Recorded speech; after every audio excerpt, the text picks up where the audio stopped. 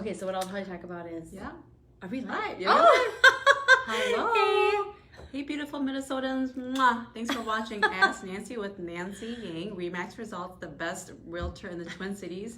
And we're going to answer any of your real estate questions that you have.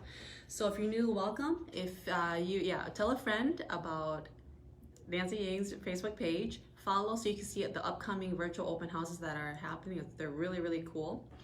And in today's topic, we're going to talk about truth in housing.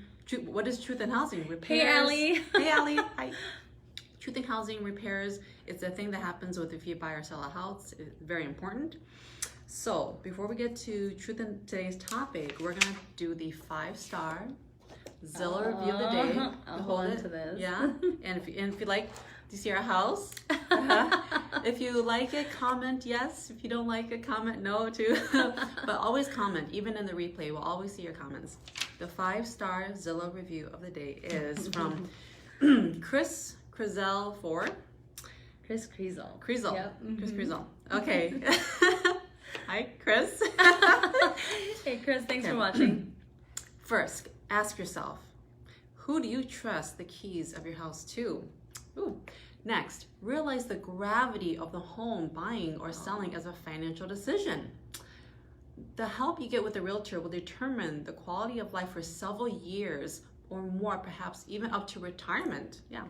Nancy sold her house and we sincerely give her the highest 5-star review. Oh, they're so sweet. Oh she was attentive throughout the process, helped us get the highest price we could. Awesome.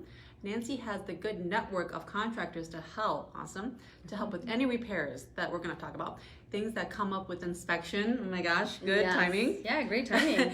Finally, Nancy knows the east side of St. Paul and is so diverse, vibrant culture, the economics, everything here. So do yourself a favor and hire Nancy for all your real estate needs. Woo! Chris, buy me a drink first. Wow. Chris, you are an angel. Oh my gosh. So Chris and Raquel and their 2 boys. Yeah. Oh my gosh, they had a beautiful home that had actually an extra lot. And can I set this up? Yeah. So they actually had a wonderful vegetable garden that they grew in the back. And there was a lot of demand for their home. And in fact, I remember the day I walked in to meet with them, they actually said, Nancy, we actually were firmly set on another real estate agent who we had just met with. But we feel so comfortable working with you. They decided to hire me, so I was like, oh my gosh, I'm so excited. And he's actually one of the few clients. I'd love to have more, but one of the clients who actually called me because they ended up moving down to Winona. And like sometime last year he brought me some natural organic honey from the area too. But he was telling me, Nancy, is it okay if you're just our agent for the rest of our life? And I'm like, I would love to be. It's a little bit like getting married. I want to clone more of Chris. He seems like a poet or author too. Woo, he can write. Really, really well written, and but great family. Love working with them. Okay, I want to say hi to Aaron and Peter Yang and Damien. Thanks for watching. Hey, thanks for. Did you stop by their house? I will. Sure, perfect. Yeah, that's awesome. Nancy, you gotta ask Nancy #. And today's question is, it's kind of a tough one. Truth in housing. I don't even know how to say it. Truth in housing. What is it? Do we have to do it? Is it mandatory? What is it? Absolutely. Great topic, guys. Okay, so first of all, when we buy a home in Minnesota, the seller is going to typically give us some type of disclosure.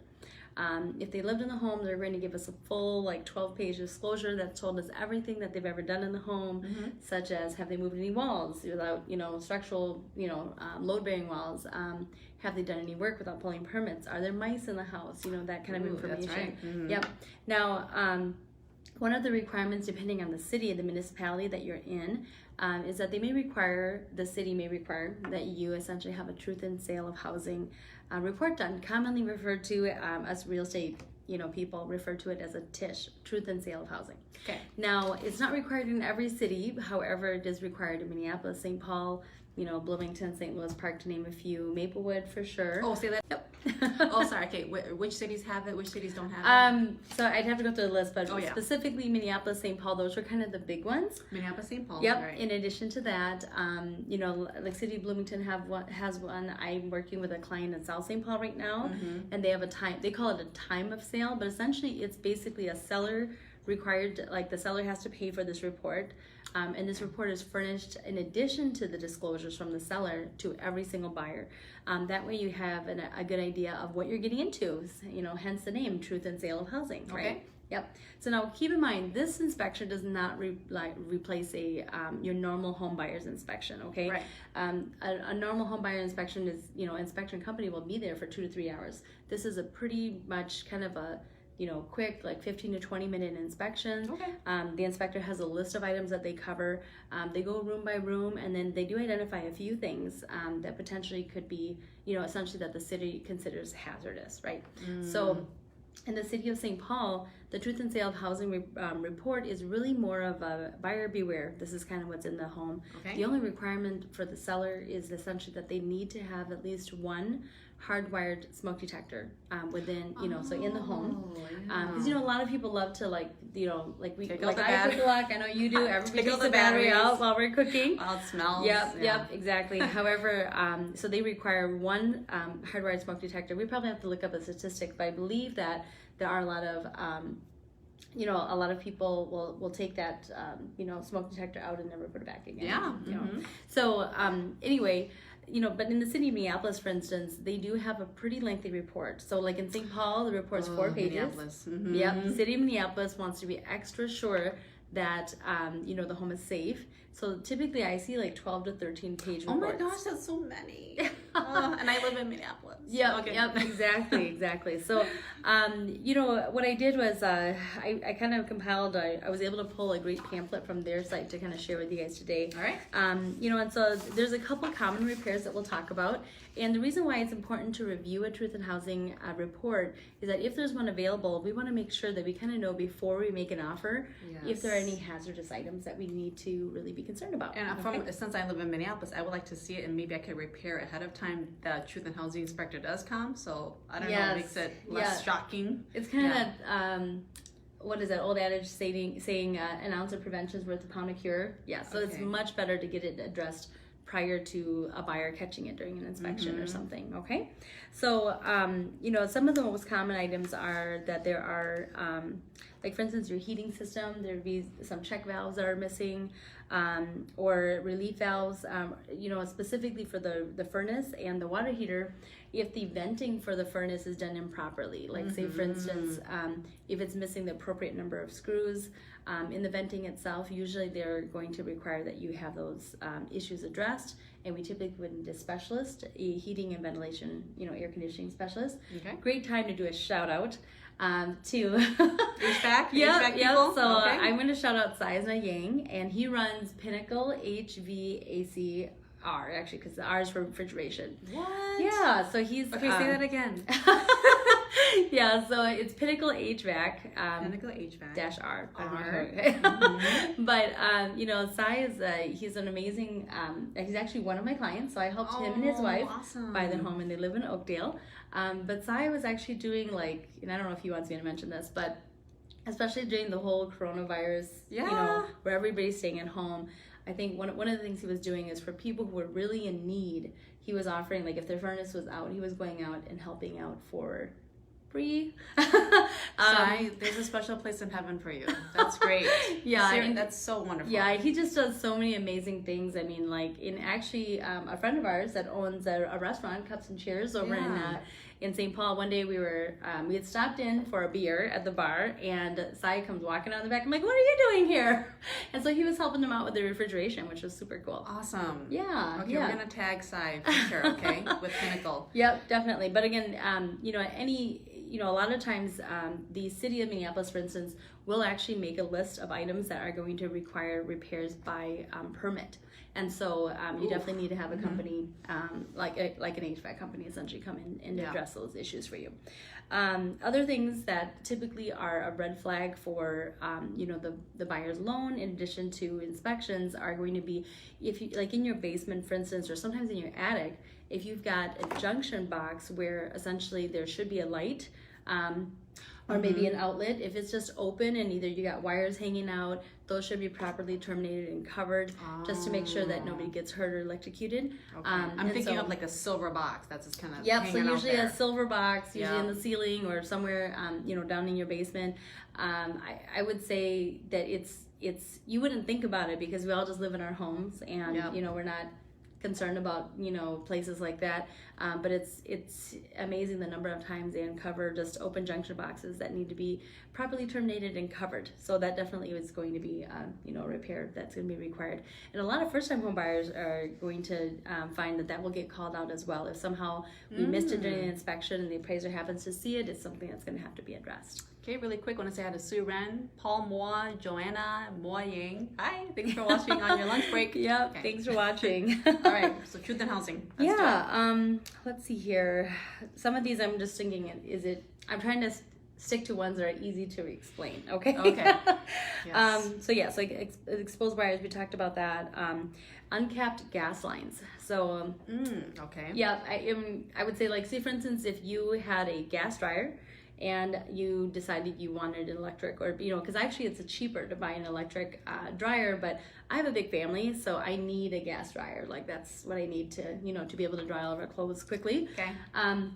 And if the gas line is just kind of hanging out there without a cap on there, there's always a potential for gas leak, right? And yes. Yep. And so those, you'll typically find those in the basement as well, or maybe behind your stove if you convert it over to like an electric or those fancy new induction stoves essentially. So uncapped lines, like other simple things, like for instance, there's usually a main drain in the basement, and you should have a sewer clean out plug. So normally you'll have a drain cover over the main drain, and typically they'll be checking for that, because if something were to get stuck in the plumbing, the plumber would come and wrench that open, and then essentially that's how they would snake out your line. A lot of times I see that under the stairs in the basement. Like it's usually sometimes in the basement, but sometimes if you look at the under the stairs, then I see that little plug out. So look for that plug out. And some homes may have two. Typically you'll find one in the utility room. So so let's cover like one more main truth in housing. I would say the biggest thing are going to be the smoke detectors. So we'll get back to that again. Is that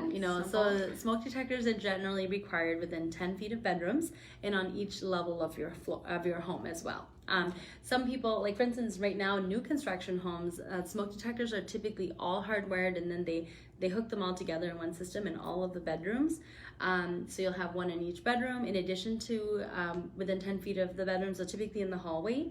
And just so you guys know, because I learned this tidbit attending an inspection, was that smoke detectors, actually their life expectancy is roughly 10 years. So if you're looking at your smoke detector and it looks a little old, you probably should check how old it is. Even if it's hardwired, you got to change the whole. Exactly. So that's according to the fire marshal. I've got a rental property in Brooklyn Center, and they made us change all of them out. And then carbon monoxide detectors, which are, as of 2009, are required by law in every house. Those typically will last 7 years. So those are the things you should be remembering. Okay. Oh, there's Brent. There's Brent. Hey, we wanted to thanks for watching. Congratulations. Congratulations. We if everybody can wish him a congratulations. He just had his son, and his name is Sebastian. And we were actually going to shout out Brent, who is an agent at Realty Group, and he works with home buyers with me. We actually kind of tag team and work with home buyers that are looking to buy in the Twin Cities, and also home sellers. And he just had his baby, so he's kind of on a hiatus, or at least his wife is going to be, for sure. You're on a hiatus. Congrats, Brent. Yes, and in fact, after our meeting today, I'm going to be meeting up with Pastor Cesar Campos from Cedros de Labana, which is essentially a church that's based in St. Paul, and I'm helping them out right now. We're looking at a new space. We're actually going to be hanging out with an architect, so maybe that'll be a new, someone that we can talk about next week. But yeah, we're going to go back and visit the building and make sure that we can do what we want in that space. Okay. But I just think that they're a wonderful growing church. They're actually the mother church of 11 churches. So they broadcast to Mexico, Awesome. Honduras, and El Salvador. Oh, cool. Yeah, so very, very cool. And the meaning of their name is that, you know, their church was going to flourish like the cedars of Lebanon, which was, I thought was really cool. So a little bit of Spanish for you guys there. Okay, I gotta look that up. Okay. Yeah. Okay, so Truth in Housing, I'm selling my house. I got my Truth in Housing inspection list. There's a lot of stuff. Do I have to repair all those things? Yeah, so again, in the city of St. Paul, the only thing you have to make sure is that the hardwired smoke detector is there. In the city of Minneapolis, essentially, the last couple pages are going to tell you what are items that need to be repaired, but more importantly, the items that need to be repaired by permit, because that's really where the money is going to come in, right? So essentially, like plumbing repairs, electrical items, HVAC items, those are typically going to be, required to be repaired by permit. But there may be some other minor things, like, for instance, installing a backflow preventer on your faucets on the exterior of your home. Those are things that you can do it yourself. So while this list of Truth in Housing is kind of open, I can still have home buyers come see the house and they look at the house. Absolutely. So when I work with sellers, essentially, we're actually required to have the Truth in Housing inspection completed within 3 days of us going live on the market. So it's available for every buyer. Oh, sure. Okay. And then lastly, if you've somehow forgot, which sometimes can happen, the title company will not allow us to close without that Truth in Housing report completed. In the city of Minneapolis, they actually issue an approval. You do have the option. There's a couple things. So let's say if there are some required repairs, the seller can of course choose at their option to do those repairs at their cost, or potentially if they found a buyer who says, hey, I'm okay assuming these repairs, they actually have to sign a document that says that they're assuming the responsibility. Wait, St. Paul and Minneapolis both? Minneapolis. Just in Minneapolis, yep. So, okay, hold on. Okay, so let's say there's 2 repairs that I just don't want to do. Buyer loves my house and buyer says, it's okay, no worries, I will assume I will repair these repairs. That's okay. That's okay. However, they typically are required to do those repairs within 90 days. So the buyer has to assume responsibility and expense. Okay.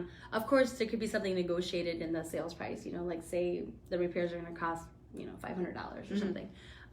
We can ask the seller, hey, will you drop the price $500, or will you pay $500 of my closing costs? I have money to do these other repairs. Okay. That's all part of the negotiation game. So. And if you don't, then Truth in Housing, the Minneapolis will hound down you then. Yes, essentially, yeah. There may be a penalty if you don't comply. Okay. All right. So, anything more? Oh, how much is the Truth in Housing inspecting cost? Sure. So, actually, great company to shout out is I work a lot. I've worked quite a bit with Dennis Lash, Lash Inspections. He's pretty meticulous, but at the end of the day, sometimes I'll get a call. He'll be doing an inspection for a seller of mine, and he'll say, Nancy, you just need to make sure that you put the smoke detectors up, and I need some proof, so that I can complete my report and get it in. Awesome. But a lot of times he's gonna kind of give you some tips on how to make sure that our report is pretty clean, which is great. Okay. So Dennis Lash, Lash Inspections. Okay, so look $250. Sorry. Oh, $250. You're asking about the cost. $250. Awesome. Okay, so $250. Look back in the notes, we'll tag all these people. So, okay, today was about Truth in Housing, and Nancy did a great job answering. This is a real thing if you sell your house, especially in Minneapolis, about getting your house ready to sell. Yep, that's great. Thanks for watching, Mal. We appreciate you guys checking us out today, and any other? No, I think you mentioned that's it. Just thanks for watching. Watch us next week for live, and continuing to like and follow her Facebook page for virtual open houses. They're beautiful, gorgeous, and shows houses all over the Twin Cities. Absolutely. I'm just gonna show off this house. Oh my gosh, and it makes noise. music. But I thought this house is so cool. I was telling Linda I would like this house. It even has a pool. Yeah, there's even a pool in front. In fact, this is all I need to retire in the future, guys. So hint, hint, husband. All right, guys. Thanks for watching. Have a great day, okay?